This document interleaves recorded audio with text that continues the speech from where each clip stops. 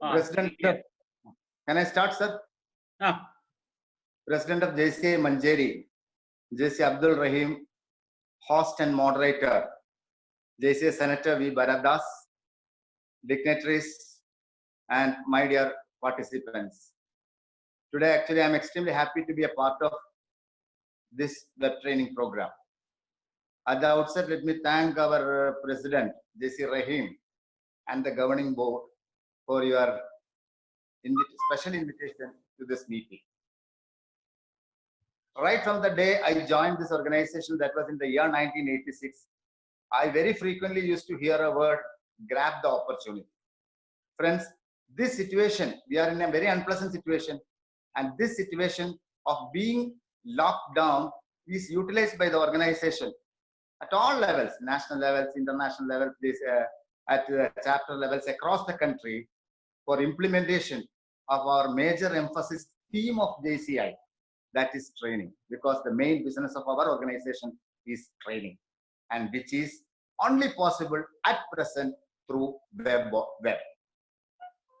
Friends, talking about our organization, the host of this program, that is Manjeri JCs, our president, JC Rahim, actually got only very few move around days because of this coronavirus.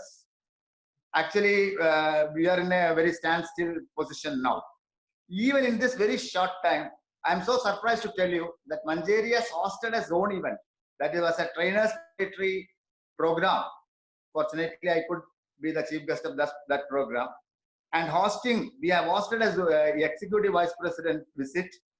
Then he was telling me that there was a lot of participation for a very vibrant PR project, that is Chitram, that is a drawing and painting competition. Impact, we have adopted one school and a series of web training programs now. Friends, let me place on record my sincere appreciation to our President Rahim and the team of Manjeri JCs for doing this much of all these things at this limited point of time.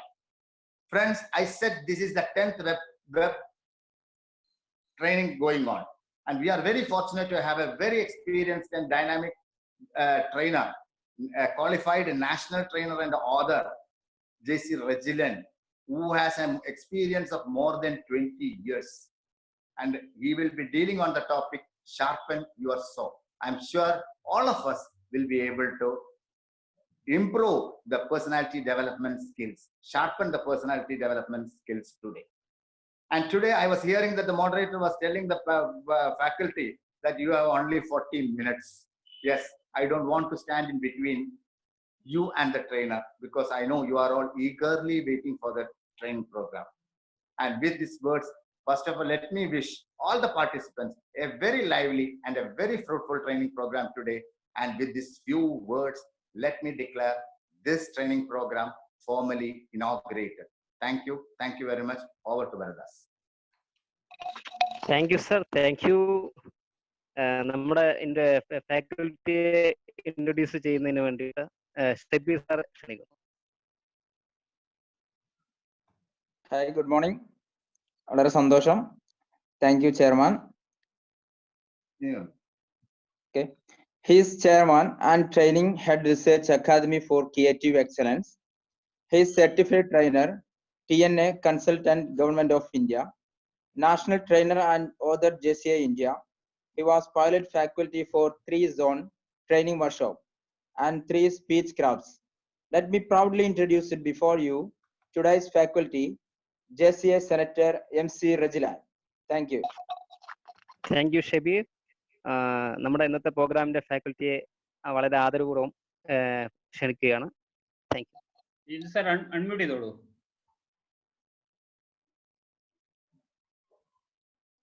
രജിലൻ sir unmute ചെയ്തോളൂ.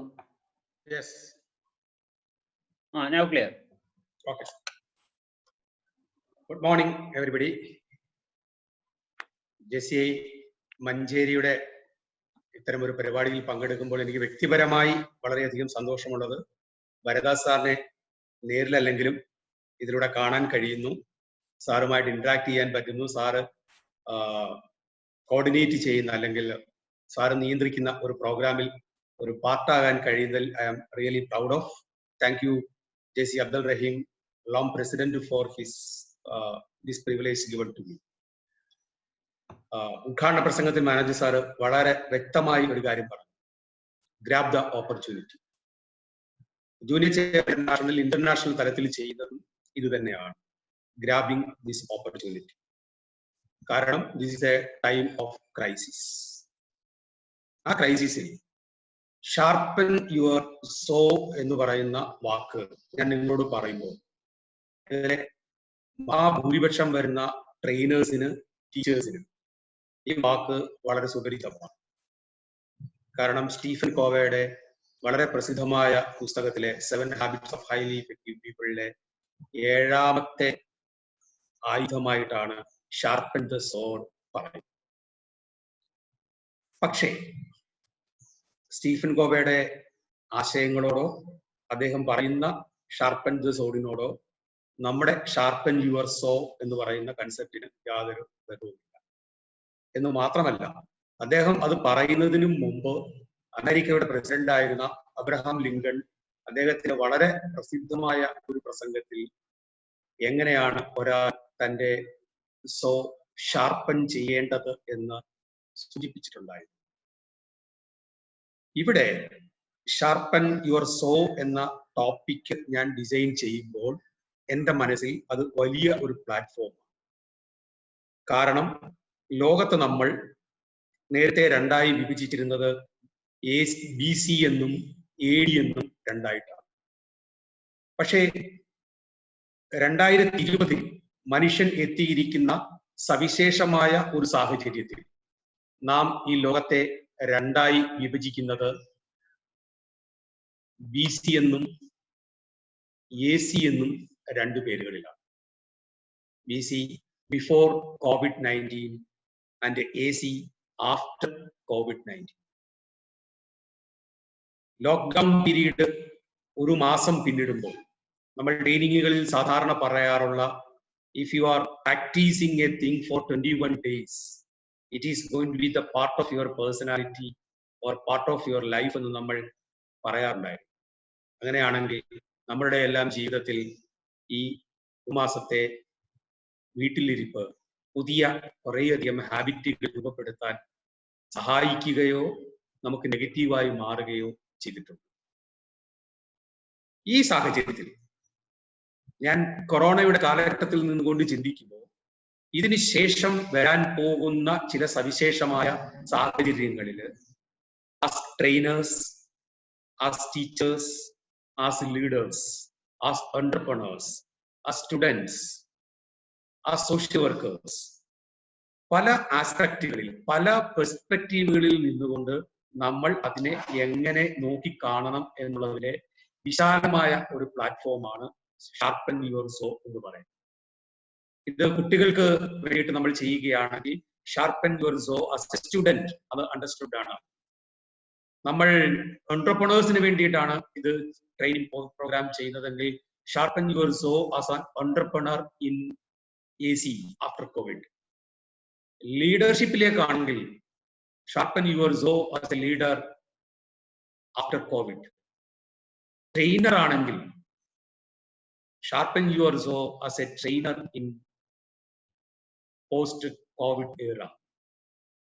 ഇങ്ങനെ വ്യത്യസ്തമായ ഘടകങ്ങളാണ് ഈ ജനറലായ ടോപ്പിക്കിൽ. ആ വ്യത്യസ്തമായ ടോപ്പിക്കുകളിൽ നമ്മൾ ഇവിടെ ഇന്ന് ഡിസ്കസ് ചെയ്യുന്നത് ട്രെയിനേഴ്സ് ആണ് ഇതിനകത്ത് കൂടുതൽ എന്ന് റഹീം എന്നോട് പറഞ്ഞതുകൊണ്ടും അധ്യാപകരാണ് കൂടുതൽ എന്ന് പറഞ്ഞതുകൊണ്ടും JCI junior chamber international basically ഒരു ലീഡർഷിപ്പ് ഓർഗനൈസേഷൻ ആയതുകൊണ്ടും sharpen the leader in you എന്നാണ് നമ്മൾ ഇന്ന്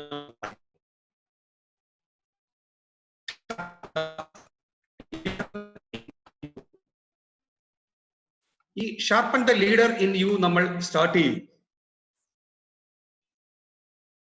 കേൾക്കാൻ പറ്റുന്നുണ്ടല്ലോ sir? Paridas sir, sharpen your saw in as a leader എന്ന കൺസെപ്റ്റ് പറയുമ്പോൾ നമ്മുടെ ലോകത്ത് ഇന്ന് സവിശേഷമായി നിലനിൽക്കുന്ന 3 സാഹചര്യങ്ങൾ ഞാൻ നിങ്ങളുടെ ശ്രദ്ധയിലേക്ക് കൊണ്ടുവരികയാണ്. അത് കോവിഡ് ക്രിയേറ്റ് ചെയ്ത 3 സാഹചര്യങ്ങളാണ്. One is increasing uncertainty. Number 2 is rapid unpredictable change. Number 3 is complex interdependency.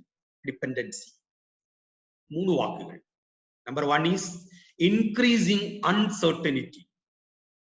US അടക്കമുള്ള UK അടക്കമുള്ള വളരെ പരിഷ്കൃതമായ രാജ്യങ്ങളിൽ പോലും, വളരെ ഡെവലപ്ഡ് കൺട്രീസ് എന്ന് നാം പേരെടുത്ത രാജ്യങ്ങളിൽ പോലും അടുത്ത നിമിഷം എന്ത് സംഭവിക്കും എന്ന് അറിഞ്ഞുകൂടാത്ത അൺസർട്ടിനിറ്റി.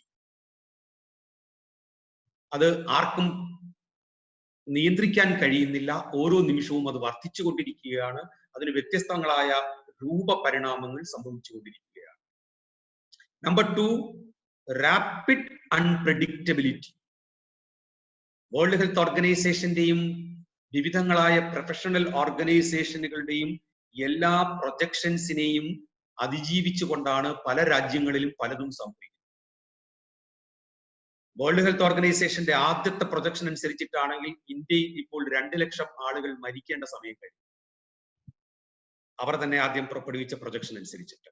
പക്ഷെ ഇന്ത്യയിൽ അത് സംഭവിക്കുന്നില്ല. ഇപ്പോൾ അവർ അതിനെക്കുറിച്ച് പഠിക്കുകയാണ്.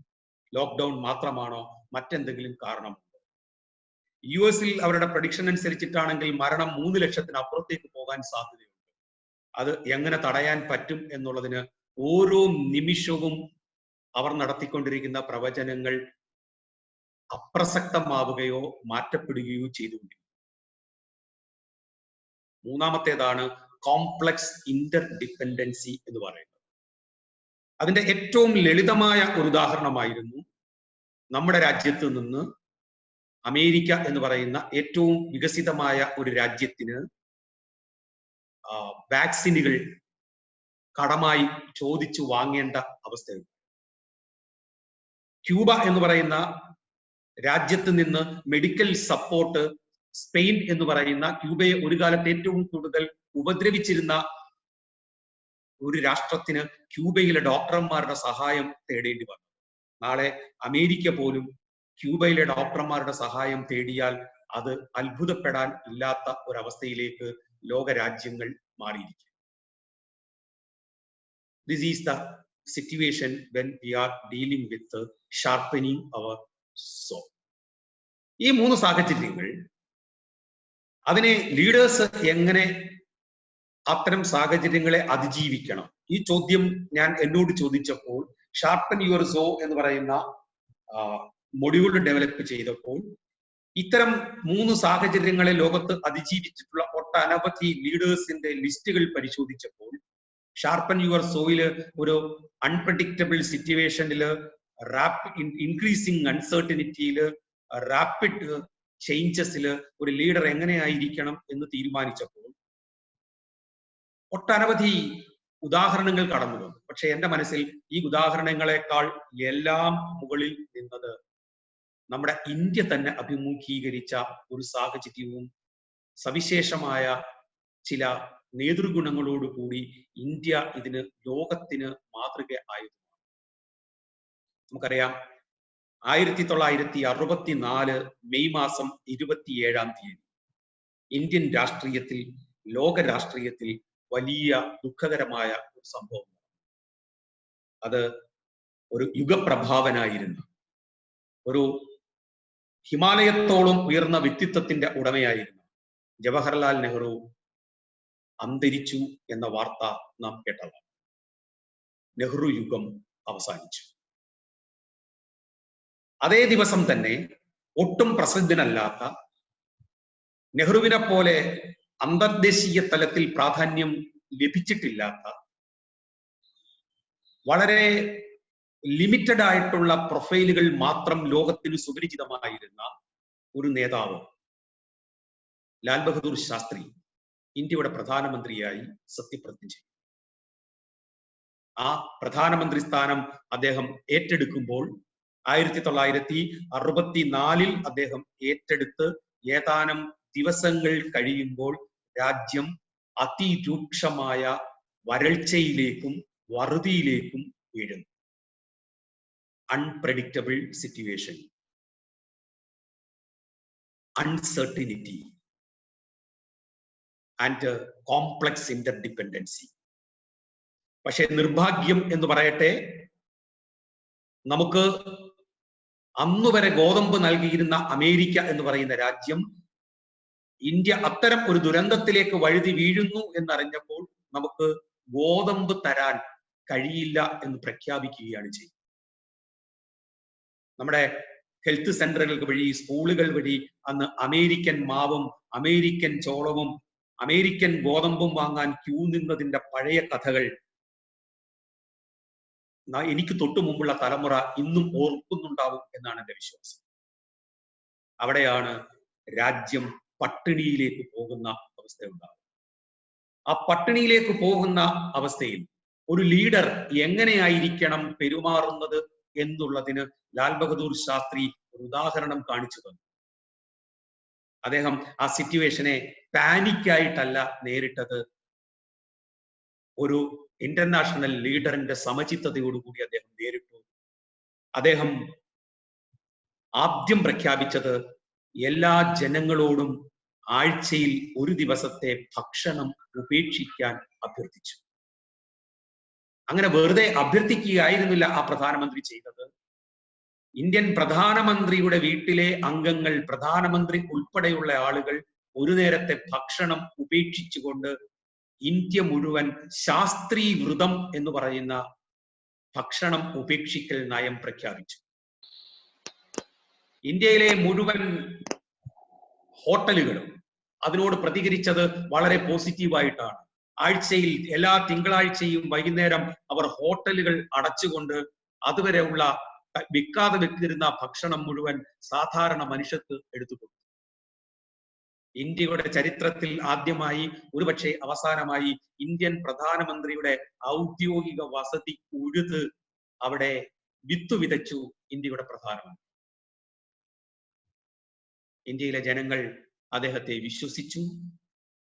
കർഷകന് പ്രാധാന്യം കൊടുക്കാൻ ആവശ്യമായ മറ്റ് 2-3 കാര്യങ്ങൾ കൂടി അദ്ദേഹം ചെയ്തു. അതിനുശേഷം ഇന്ത്യയിൽ ഗ്രീൻ റവല്യൂഷൻ എന്ന് പറയുന്ന കാർഷിക വിപ്ലവത്തിന് തുടക്കം കുറിച്ചുകൊണ്ട് Indian council for agriculture research ICAR എന്ന് പറയുന്ന സ്ഥാപനത്തിന് തറക്കല്ലിട്ടു.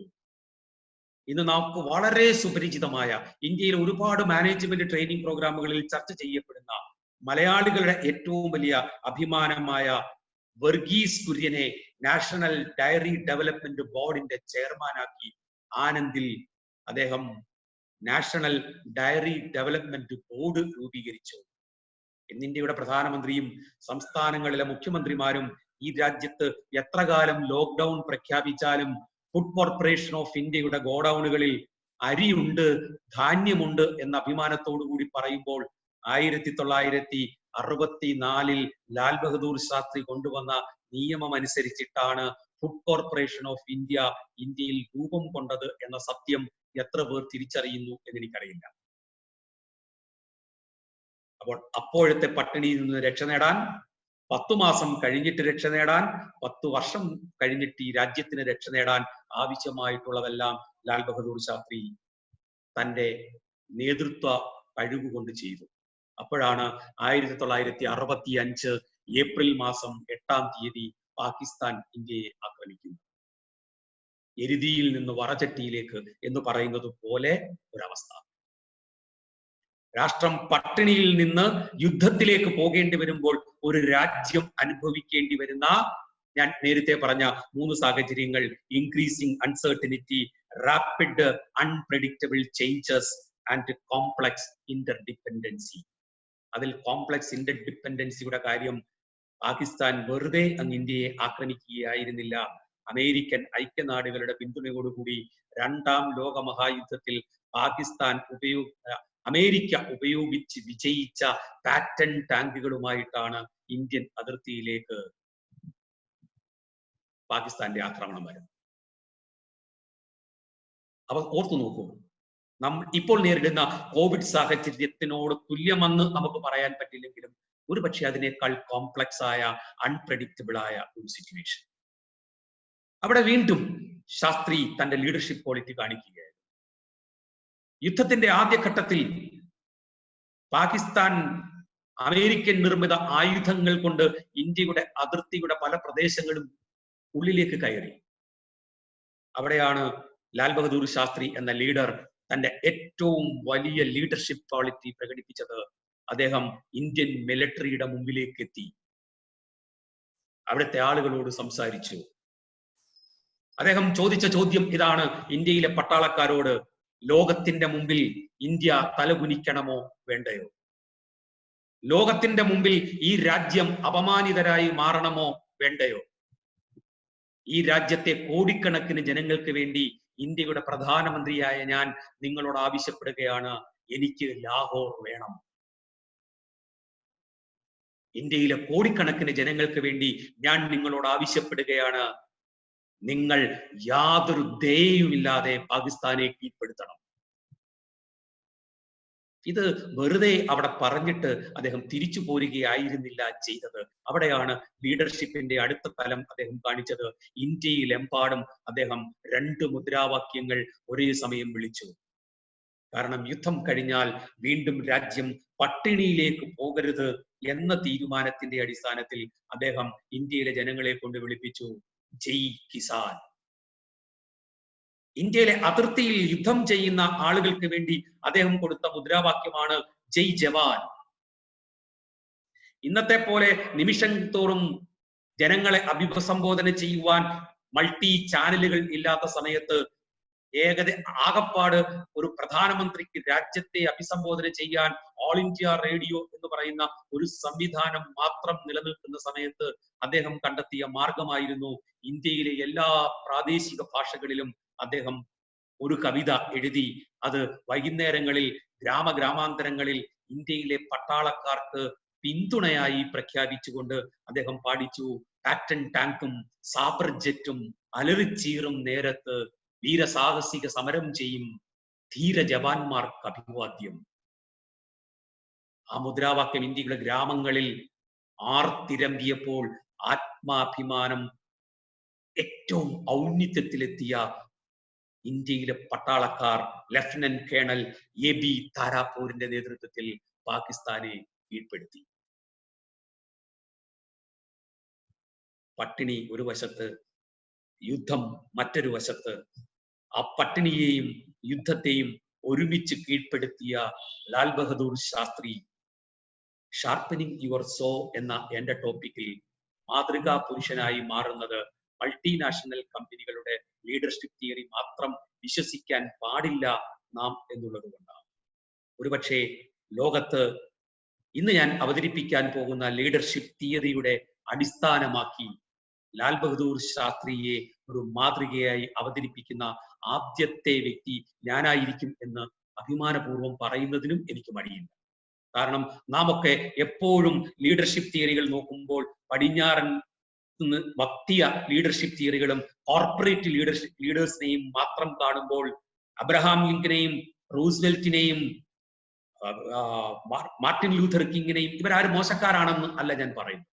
ഈ മഹാരഥന്മാരോടൊപ്പം ഒരുപക്ഷെ അവരെക്കാൾ മുന്നിൽ ഇന്ത്യക്കാരായ നാം പ്രൊജക്ട് ചെയ്യേണ്ട 2 പ്രതിസന്ധികളിൽ നിന്ന് നമ്മുടെ രാജ്യത്തെ രക്ഷിച്ച ഒരു ലീഡർക്ക് സമാനമായി മറ്റൊരാൾ ഇല്ല എന്ന് പറയാൻ ഇതിനേക്കാൾ അനുയോജ്യമായ ഒരവസരമുണ്ട് എന്ന് ഞാൻ കരുതുന്നില്ല.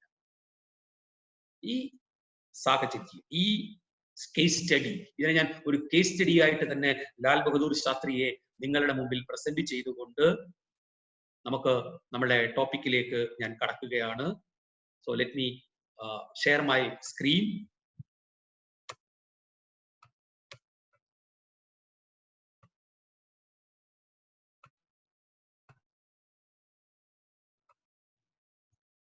Sharpen your saw. ഞാൻ പറഞ്ഞ 3 വാക്കുകളാണ്: increasing uncertainty, rapid unpredictable changes and complex interdependencies. ഈ സാഹചര്യങ്ങളിൽ എന്തൊക്കെയായിരിക്കണം ഒരു ലീഡർക്ക് ഉണ്ടായിരിക്കേണ്ട ക്വാളിറ്റികൾ, ഒരു ലീഡറിൽ നിന്ന് നാം പ്രതീക്ഷിക്കുന്ന ക്വാളിറ്റികൾ എന്ന് ഒരു യാത്രയാണ് നാം ഇപ്പോൾ ആരംഭിക്കുന്നത്. ഈ യാത്രയുടെ ഒരു പ്രത്യേകത, ഇതിൽ ഒരു തിയറിയും എന്റെ തിയറിയല്ല. ഇത് ലോകത്തെ പ്രമുഖന്മാരായ ആളുകൾ പല സാഹചര്യങ്ങളിൽ ക്രിയേറ്റ് ചെയ്ത തിയറികളാണ്.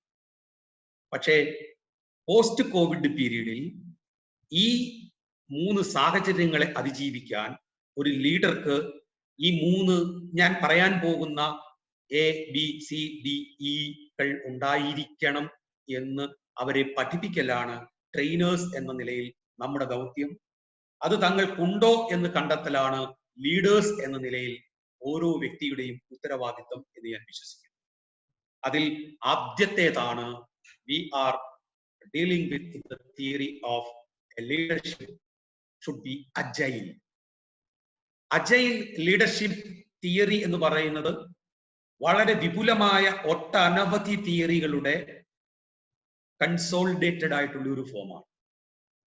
ഏറ്റവും ലളിതമായി നാം പറയുന്നത് able to move quickly and with easiness. അതാണ് അജൈലായിട്ടുള്ള ഒരു ലീഡർ ആയിരിക്കേണ്ടത്. അജൈലായിട്ടുള്ള ഒരു ലീഡർക്ക് create a central and clear list of priorities. ഈ സാഹചര്യങ്ങളിൽ ഞാൻ എന്തൊക്കെയാണ് ചെയ്യേണ്ടത്, അതിന്റെ ഒരു പ്രയോറിറ്റി ലിസ്റ്റ് ഒരു ലീഡറുടെ കയ്യിൽ ഉണ്ടായിരിക്കും. Number 2, hyper clear to make what hardest decision I have to take. ഏറ്റവും ഹാർഡസ്റ്റ് ആയിട്ടുള്ള ഏതൊക്കെ ഡിസിഷൻസ് ആണ് ഞാൻ എടുക്കേണ്ടത് എന്നുള്ളതിനെ കുറിച്ച് ഹൈപ്പർ ക്ലിയർ ആയിരിക്കും. മൂന്നാമത്തേത് ഏറ്റവും പ്രധാനപ്പെട്ടത്, ഇതെല്ലാം ലാൽ ബഹദൂർ ശാസ്ത്രിക്ക് ഉണ്ടായിരുന്നു എന്ന് നാം കണ്ടതാണ്. മൂന്നാമത്തേത് 10x10x10 പ്രിൻസിപ്പിൾ.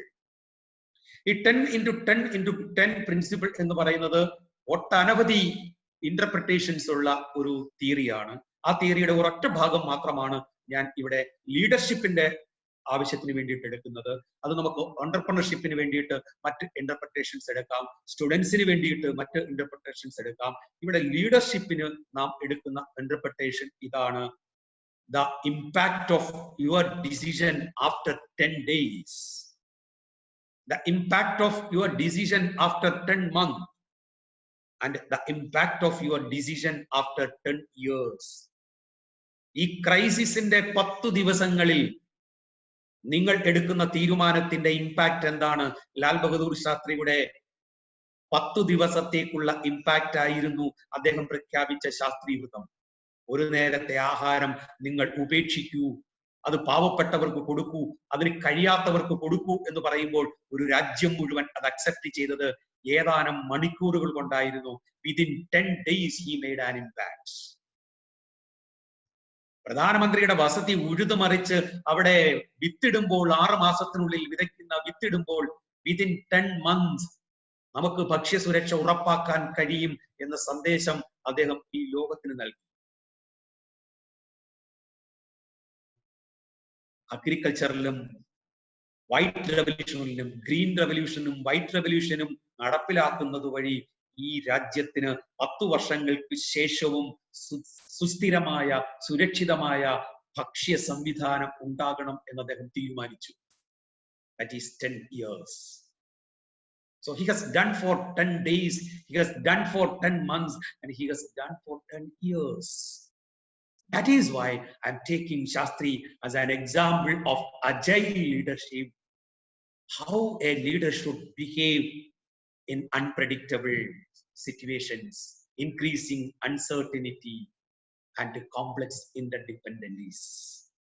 Friends, രണ്ടാമത്തേതിലേക്ക് നമ്മൾ കടക്കുമ്പോഴാണ് കുറച്ചുകൂടി പ്രധാനപ്പെട്ട അദ്ദേഹത്തിന്റെ ലീഡർഷിപ്പ് ക്വാളിറ്റി നമുക്ക് മനസ്സിലാകുന്നത്. That is adaptable. Adaptable leadership എന്ന് പറയുന്നത് വലിയ ഒരു ലീഡർഷിപ്പ് തിയറിയാണ്. ആ ലീഡർഷിപ്പ് തിയറി ക്രിയേറ്റ് ചെയ്തത് റൊണാൾഡ്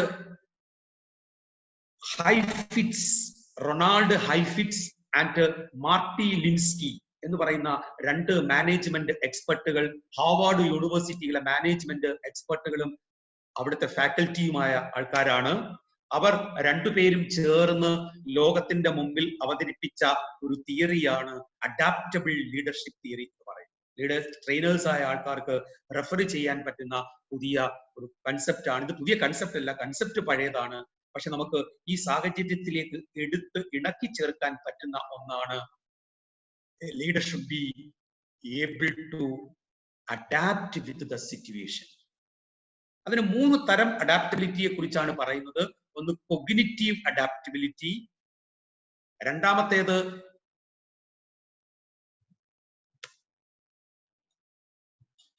ഇമോഷണൽ അഡാപ്റ്റബിലിറ്റി, മൂന്നാമത്തെ ഡിസ്പൊസിഷണൽ അഡാപ്റ്റബിലിറ്റി. ഈ 3 സാഹചര്യങ്ങളിൽ നമുക്ക് അഡാപ്റ്റബിൾ ആകാൻ പറ്റണം. കൊഗ്നിറ്റീവ് നമുക്കറിയാം, എക്സ്പ്ലെയിൻ ചെയ്യേണ്ട ആവശ്യമില്ല. നമ്മുടെ ചിന്തകൾ, ബുദ്ധികൾ, ഇവിടെ ഞാൻ എന്ത് ചെയ്യണം, എന്ത് തിയറിയാണ് ഞാൻ ഇവിടെ വർക്കൗട്ട് ചെയ്യേണ്ടത്, എന്ത് സ്ട്രാറ്റജിയാണ് ഞാൻ രൂപീകരിക്കേണ്ടത്. ഇന്ന് ലോകത്തെ പല വികസിതമെന്ന് നാം കരുതിയ രാഷ്ട്രങ്ങൾ അനുഭവിക്കുന്ന ബുദ്ധിമുട്ട് നാം പരിശോധിച്ചാൽ ഈ അഡാപ്റ്റബിൾ ആയ ലീഡേഴ്സിന്റെ അഭാവം നമുക്ക് വളരെ വ്യക്തമായി മനസ്സിലാവും. ഈ കോവിഡ് സൃഷ്ടിക്കാൻ പോകുന്ന അൺസർട്ടിനിറ്റി എന്താണ് എന്ന് മനസ്സിലാക്കാതെ തന്റെ രാജ്യം ലോകത്തെ ഏറ്റവും വലിയ രാജ്യമാണ് എന്ന അഹന്തയിൽ അതിന്റെ കൊഗ്നിറ്റീവായിട്ടുള്ള വശങ്ങൾ മനസ്സിലാക്കാതെ, തിയററ്റിക്കൽ ആയിട്ടുള്ള വശങ്ങൾ മനസ്സിലാക്കാതെ പെരുമാറിയ ലീഡേഴ്സും ആ രാജ്യങ്ങളും തകർന്നടിയുന്നത് പോസ്റ്റ് കൊറോണ പീരീഡിൽ വലിയ മാനേജ്മെന്റ് പഠനങ്ങൾക്ക് വിധേയമാകാൻ പോവുകയാണ്.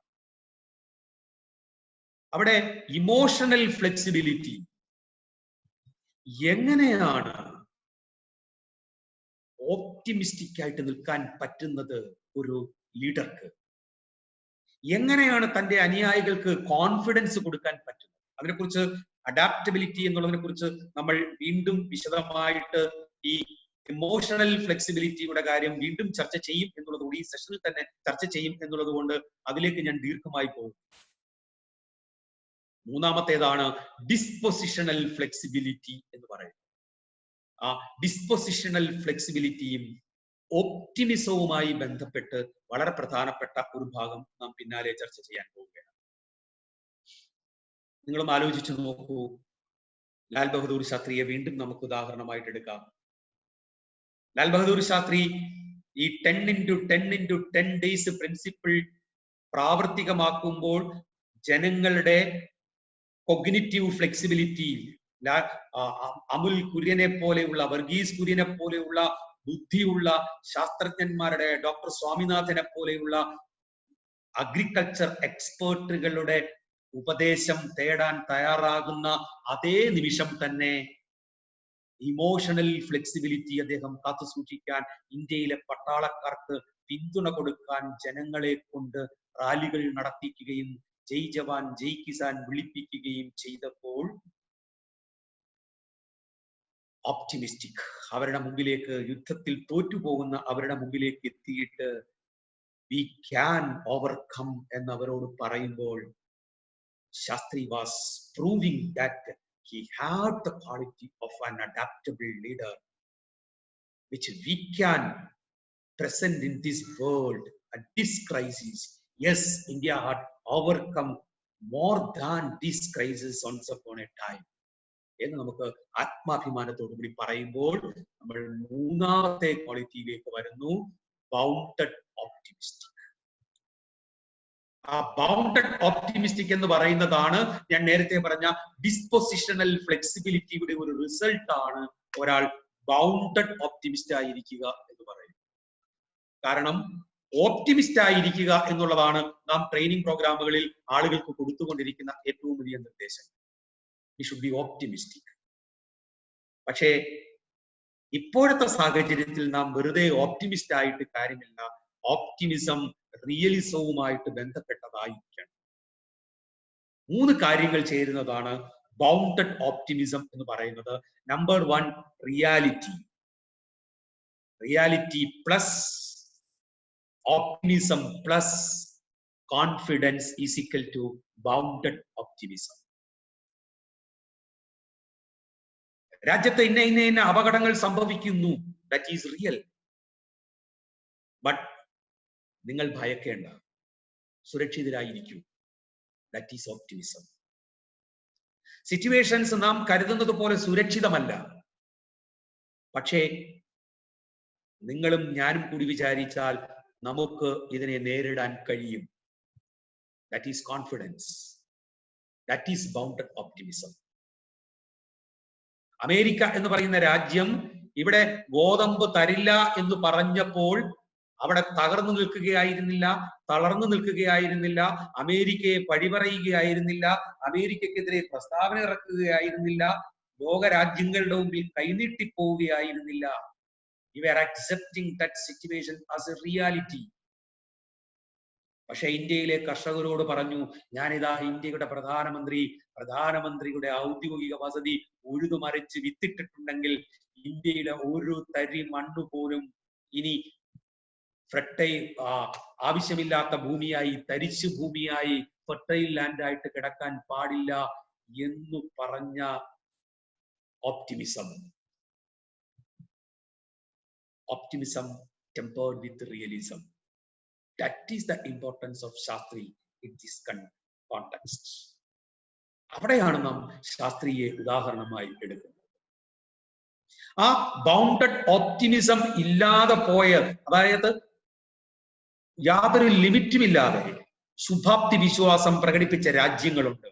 ഒരാഴ്ചക്കുള്ളിൽ തന്റെ രാജ്യം തുറക്കുമെന്നും അവിടെ കാര്യങ്ങൾ സാധാരണഗതിയിൽ പോകുമെന്നും ഈസ്റ്റർ നമ്മൾ ഗംഭീരമായി ആഘോഷിക്കുമെന്നും ഒക്കെ ആദ്യം ചാനലുകളിലൂടെ ലോകത്തോട് വിളിച്ചു പറഞ്ഞ രാഷ്ട്ര തലവന്മാർ ഇന്ന് തല കുമ്പിട്ടിരിക്കുകയും മറ്റ് രാജ്യങ്ങളെ പഴിക്കുകയും വേൾഡ് ഹെൽത്ത് ഓർഗനൈസേഷനെ പഴിക്കുകയും ഒക്കെ ചെയ്യുന്നത് ദുഃഖത്തോടുകൂടി നാം കണ്ടുകൊണ്ടിരിക്കുന്നു. അവിടുത്തെ ജനങ്ങളുടെ മരണസംഖ്യ ലക്ഷത്തോടടുക്കുമ്പോൾ ആ രാഷ്ട്ര നേതാക്കന്മാരുടെ ഓപ്റ്റിമിസം എന്ന് പറയുന്നത് എവിടേക്കാണ് തകർന്നു വീഴുന്നത് എന്ന് നാം കണ്ടുകൊണ്ടിരിക്കുന്നു. മനുഷ്യ ജീവനേക്കാൾ വലുതാണ് രാഷ്ട്രത്തിന്റെ ലാഭം എന്ന് കരുതിയവരുടെ മുന്നിൽ റിയലിസം, മനുഷ്യജീവൻ അതാണ് ഏറ്റവും വലുത് എന്ന സത്യം നാം മനസ്സിലാക്കിക്കൊണ്ടിരിക്കുന്നു. പക്ഷേ പ്രതിസന്ധിയെ പ്രതിസന്ധിയായി കാണാനും പ്രതിസന്ധിയായി മനസ്സിലാക്കാനും റിയലിസ്റ്റിക് ആയിട്ട് ചിന്തിക്കാനും കഴിയുന്ന ഭരണാധികാരികൾ ഭരിക്കുന്ന രാജ്യങ്ങൾ ഈ പ്രതിസന്ധിയിൽ നിന്ന് പതുക്കെയെങ്കിലും ശുഭാപ്തി വിശ്വാസത്തോടുകൂടി കരകയറിക്കൊണ്ടിരിക്കുന്നതും നാം കാണും. So it is a role model. Post corona പീരീഡിൽ ചർച്ച ചെയ്യപ്പെടാൻ പോകുന്ന ലീഡർഷിപ്പ് ക്വാളിറ്റികളിൽ ബൗണ്ടഡ് ഓപ്റ്റിമിസം എങ്ങനെയാണ് കടന്നു വരാൻ പോകുന്നതെന്നും ഓപ്റ്റിമിസവും ബൗണ്ടഡ് ഓപ്റ്റിമിസവും തമ്മിലുള്ള വ്യത്യാസം എന്താണ് എന്നും നാം ഇപ്പോൾ മനസ്സിലാക്കാൻ പോകും. അപ്പോ 2A, agile, adaptable and bounded optimistic. ഇതിനുശേഷം നമ്മൾ പോകുന്നത് വലിയ മറ്റൊരു ലീഡർഷിപ്പ് തിയറിയിലേക്കാണ്. That is crisis communicator. Crisis communication എന്ന് പറയുന്നത് സിറ്റുവേഷണൽ ക്രൈസിസ് കമ്മ്യൂണിക്കേഷൻ തിയറി എന്ന് പറയുന്ന SCCT എന്ന് പറയും. Situational crisis communication theory. ഇത് ലോകമെമ്പാടുമുള്ള കോർപ്പറേറ്റുകൾ വളരെ വിദഗ്ധമായി അവരുടെ ബ്രാൻഡ് ഇമേജുകൾ നഷ്ടപ്പെട്ടുകൊണ്ടിരിക്കുന്ന സമയത്ത് ഉപയോഗിച്ചിട്ടുള്ള ഒരു തിയറിയാണ്. Frequent and open communication, which shows the leader is following the situations closely and understanding the need of the people. ഓരോ നിമിഷവും പ്രതിസന്ധിയെ അതിജീവിക്കാൻ വേണ്ടിയിട്ട് മനസ്സുകൊണ്ട് തളർന്നിരിക്കുന്ന, ആകാംക്ഷാഭരിതരായിരിക്കുന്ന ഒരു സമൂഹത്തിന്റെ മുന്നിലേക്ക് പ്രോ ആക്റ്റീവായ, ക്വിക്കായ, ഡീറ്റെയിൽഡ് ആയിട്ടുള്ള ഒരു കമ്മ്യൂണിക്കേഷൻ നടത്താൻ ലീഡർ കോൺഫിഡന്റ് ഉള്ള ആളായി മാറുക. അത്തരത്തിൽ കമ്മ്യൂണിക്കേഷൻ നടത്തി സക്സസ്ഫുൾ ആയി മാറിയ പല ലീഡേഴ്സും ഇപ്പൊ നമ്മുടെ മുന്നിലേക്ക്, ഓർമ്മകളിലേക്ക് കടന്നു വരും. അവർ ഫ്രീക്വന്റ് ആയി കമ്മ്യൂണിക്കേറ്റ് ചെയ്യും, അവർ ക്വിക്കായി കമ്മ്യൂണിക്കേറ്റ് ചെയ്യും, അവർ പ്രോ ആക്റ്റീവായി കമ്മ്യൂണിക്കേറ്റ് ചെയ്യും. ആ പ്രോആക്റ്റീവ് കമ്മ്യൂണിക്കേഷന്റെ ഈ ക്രൈസിസ് കമ്മ്യൂണിക്കേഷന്റെ ഏറ്റവും പ്രധാനപ്പെട്ട ഉദാഹരണം ഒരു കേസ് സ്റ്റഡിയായി നമുക്ക് പറയാനാണെങ്കിൽ 1993 പെപ്സി എന്ന് പറയുന്ന കമ്പനി അവരുടെ ഡയബറ്റിക് കോക്കിനകത്ത് ആണി കണ്ടെത്തിയപ്പോൾ അമേരിക്കയിൽ ഒരിടത്തുനിന്നല്ല പല സ്ഥലങ്ങളിൽ നിന്ന് ആണി കണ്ടെത്തിയപ്പോൾ ആ കമ്പനിയുടെ ബ്രാൻഡ് ഇമേജ് കംപ്ലീറ്റ് തകർന്നു പോകുന്ന സിറ്റുവേഷൻ എത്തിയപ്പോൾ എങ്ങനെയാണ് പെപ്സി എന്ന് പറയുന്ന കമ്പനി ക്രൈസിസ് കമ്മ്യൂണിക്കേഷൻ തിയറി ഉപയോഗിച്ച് സിറ്റുവേഷണൽ ക്രൈസിസ് കമ്മ്യൂണിക്കേഷൻ തിയറി ഉപയോഗിച്ച് അതിൽ നിന്ന് പുറത്തേക്ക് വന്നത് എന്നത് എന്റർപ്രണർഷിപ്പിന്റെ പ്രധാനപ്പെട്ട ഒരു ട്രെയിനിങ് മൊഡ്യൂളായി പോസ്റ്റ് കൊറോണ പീരീഡിൽ മാറാൻ പോവുകയാണ്. കാരണം അത്തരം ക്രൈസിസ് ആണ് ഇനി എന്റർപ്രണേഴ്സ് നേരിടാൻ പോകുന്നത്. ഞാൻ പറഞ്ഞു ഷാർപ്പനിങ് യുവർ സോയിലെ എന്റർപ്രണർഷിപ്പിന് വേണ്ടിയിട്ട് പറയാൻ വളരെ കൂടുതൽ ആവശ്യമുള്ള ഒന്നാണ് crisis communication or crisis communication. Lal Bahadur Shastri എങ്ങനെയാണ് ക്രൈസിസ് കമ്മ്യൂണിക്കേറ്റർ ആയതെന്ന് ചോദിച്ചാൽ ഇന്ത്യൻ പട്ടാളം തോറ്റ് തുന്നം പാടും എന്ന് ലോകത്തെ പത്രങ്ങൾ മാധ്യമങ്ങൾ അന്ന് എഴുതി തള്ളിയപ്പോൾ ആത്മവിശ്വാസം നഷ്ടപ്പെട്ട പട്ടാളക്കാരുടെ മുമ്പിലേക്ക് കോടിക്കണക്കിന് ഇന്ത്യക്കാരന്റെ ആത്മവിശ്വാസം കയ്യിൽ എടുത്തുകൊണ്ടൊരു പ്രധാനമന്ത്രി എത്തുകയും അദ്ദേഹത്തോട് ആ പട്ടാളക്കാരോട് ആവശ്യപ്പെടുകയും ചെയ്യുന്നു, നിങ്ങൾ ലാഹോർ എനിക്ക് കീഴടക്കിക്കൊണ്ട് തരണം എന്ന്. ഈ രാജ്യത്തിന് മറ്റ് രാജ്യങ്ങളുടെ മുമ്പിൽ തലകുനിക്കാൻ ആവില്ല എന്ന്. നിങ്ങൾ യാതൊരു ദയയുമില്ലാതെ പാകിസ്ഥാനെ കീഴ്പ്പെടുത്തണം എന്ന്. അത് കേൾക്കുമ്പോൾ ലഫ്റ്റനന്റ് കേണൽ AB താരാപൂരിന്റെ നേതൃത്വത്തിൽ ഇന്ത്യൻ പട്ടാളക്കാർ വിജയശ്രീ ലാളിതലായി മാറുകയും താഷ്കണ്ടിൽ കരാർ ഒപ്പിടാനായി ലാൽ ബഹദൂർ ശാസ്ത്രി പോവുകയും ചെയ്യേണ്ടി വന്നു എങ്കിൽ he was proving how an effective crisis communicator should behave. Friends, we can show Shastri as an example of crisis communication. Crisis കമ്മ്യൂണിക്കേഷന്റെ തിയറികളിലേക്ക് പോകാൻ ഞാൻ അതിന്റെ ഒരു കാര്യം മാത്രം ഞാൻ സൂചിപ്പിക്കാം. പ്രീ ക്രൈസിസ് പോസ്റ്റ് ക്രൈസിസുകളിലായി 10 സ്റ്റെപ്പുകളുള്ള വളരെ വിശാലമായ ഒരു തിയറിയും വളരെ വിശാലമായ ഒരു ട്രെയിനിങ് ടോപ്പിക്കും വരും കാലത്തിൽ ചർച്ച ചെയ്യപ്പെടാൻ പോകുന്ന ഒരു വിഷയവുമാണ് ഈ ക്രൈസിസ് കമ്മ്യൂണിക്കേഷൻ എന്ന് ഞാൻ വിശ്വസിക്കുന്നു. അടുത്തതാണ് ഏറ്റവും പ്രധാനപ്പെട്ട second last one, deliberately calm. എങ്ങനെയാണ് ഒരു നേതാവ് പ്രതിസന്ധികളിൽ ആത്മവിശ്വാസം നഷ്ടപ്പെടാത്ത ആളായി ഡെലിബറേറ്റ്ലി കാമായി നിലനിൽക്കുന്നത്? എങ്ങനെയാണ് ശാന്തത ഒരു ലീഡർ കാത്തു സൂക്ഷിക്കുന്നത്? അതിനും ലോകത്തിന്റെ മുമ്പിൽ ആത്മാഭിമാനത്തോടുകൂടി നമുക്ക് പറയാൻ പറ്റുന്ന ഏറ്റവും വലിയ ഉദാഹരണം മഹാത്മാഗാന്ധിയാണ് എന്ന് ഞാൻ നിങ്ങളോട് പറയേണ്ട ആവശ്യം. ഒരു ചെകിടത്തടിക്കുന്നവന് മറു ചെകിട് കാണിച്ചു കൊടുക്കൂ എന്ന് പറഞ്ഞ ഗാന്ധിയല്ല, അങ്ങനെ ചെയ്ത ഗാന്ധി. തന്നെ ബൂട്ടിട്ട് ചവിട്ടിയ ആളിന്റെ പാദങ്ങളിൽ തടവിയത് ശേഷം നിങ്ങളുടെ കാലിന് എന്തെങ്കിലും സംഭവിച്ചോ എന്ന് ചോദിച്ച ഗാന്ധി. തന്റെ സിദ്ധാന്തത്തിന് എതിരായി, അഹിംസയ്ക്കെതിരായി ഒരു പോലീസ് സ്റ്റേഷന് തീവെച്ചപ്പോൾ ചൗരി ചൗരയിൽ ഇന്ത്യൻ സ്വാതന്ത്ര്യ സമരം നിർത്തിവെച്ചുകൊണ്ട് സത്യാഗ്രഹ സമരത്തിലേക്ക് പോയ ഗാന്ധി. ഡെലിബറേറ്റ്ലി കാം എന്ന തിയറിക്ക് ലാൽ ബഹദൂർ ശാസ്ത്രിയുടെ ആത്മീയ ആചാര്യനായിരുന്ന, പൊളിറ്റിക്കൽ ആചാര്യനായിരുന്ന മഹാത്മാഗാന്ധിയിൽ നിന്ന് ശാസ്ത്രി പഠിച്ച പാഠം അദ്ദേഹം വിജയിപ്പിച്ചത് കൊണ്ടാണ് war hero with a peaceful mind എന്ന് അദ്ദേഹത്തെ ലോകരാഷ്ട്രങ്ങൾ വിശേഷിപ്പിച്ചു. A war hero with a peaceful mind, സമാധാനത്തിന്റെ മനസ്സിന്റെ ഉടമയായ വാർ ഹീറോ, യുദ്ധ തന്ത്രജ്ഞൻ അല്ലെങ്കിൽ യുദ്ധത്തിലെ നായകൻ, വീരനായകൻ. ഈ സാഹചര്യത്തിൽ സമനില വിട്ടുപോകുന്ന ചോദ്യങ്ങൾ നേരിടേണ്ടി വന്നേക്കാം. ഈ സാഹചര്യത്തിൽ നമ്മളുടെ ബുദ്ധിയെ, നമ്മളുടെ പ്രസൻസ് ഓഫ് മൈൻഡിനെ ചോദ്യം ചെയ്യുന്ന ചോദ്യങ്ങൾ വന്നേക്കാം. ആ ചോദ്യങ്ങളുടെ എല്ലാം മുന്നിൽ അങ്ങനെ അല്ല എന്ന് വരുത്താൻ കഴിയുന്നിടത്താണ് നാം വിജയിക്കുന്നത്. അങ്ങനെ ചെയ്യാൻ കഴിയുന്നിടത്താണ് നമ്മുടെ നേട്ടം ഇരിക്കുന്നത്.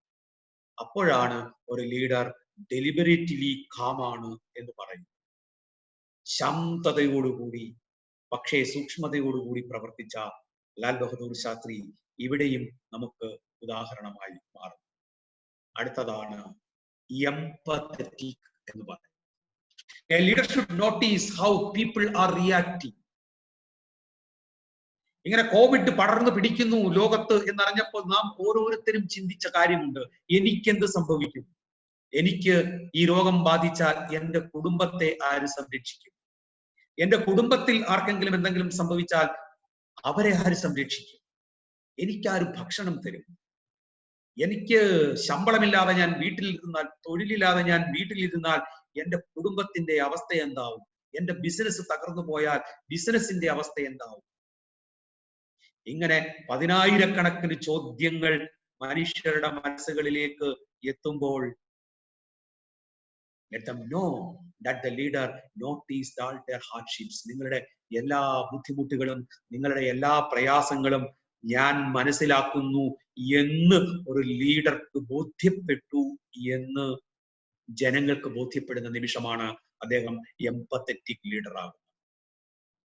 ശാസ്ത്രീവൃതത്തിലൂടെ ഇന്ത്യയിലെ പട്ടിണി കിടന്ന കോടാനുകോടി മനുഷ്യർക്ക് ഒരു നേരത്തെ ആഹാരം എത്തിച്ചു കൊടുക്കുമ്പോൾ ലാൽ ബഹദൂർ ശാസ്ത്രി ഇന്ത്യയുടെ പ്രധാനമന്ത്രി അത് പറയുകയായിരുന്നില്ല.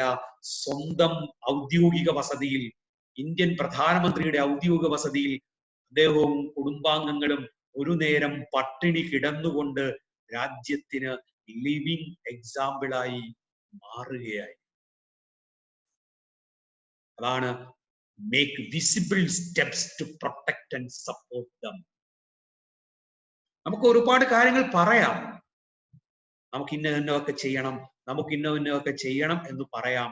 പക്ഷെ ചെയ്ത എത്ര കാര്യങ്ങൾ ഉണ്ട് എന്ന ചോദ്യമാണ് ജനങ്ങളിൽ ആത്മവിശ്വാസം കൊടുക്കുന്നത്. സോ എംപത്തറ്റിക്കായി ജനങ്ങളുടെ വികാരങ്ങളുമായി ഇടുക്കിച്ചേർന്നു പോകുന്ന ലീഡർഷിപ്പ് ക്വാളിറ്റി ഉണ്ടെങ്കിൽ we can simply say we are leaders with a empathetic quality. So dear leaders, dear trainers, നമ്മൾ ഇത്രയും നേരം ചർച്ച ചെയ്ത കാര്യങ്ങളെ നമുക്ക് ഇങ്ങനെ കൺസോളിഡേറ്റ് ചെയ്യാം. Be the leader of the hour. Number 1 is agile. Number 2 is adaptable. Number 3 is bounded optimistic. Number 4 is crisis communicator. Number 5 is deliberately calm. Number 6 is empathetic.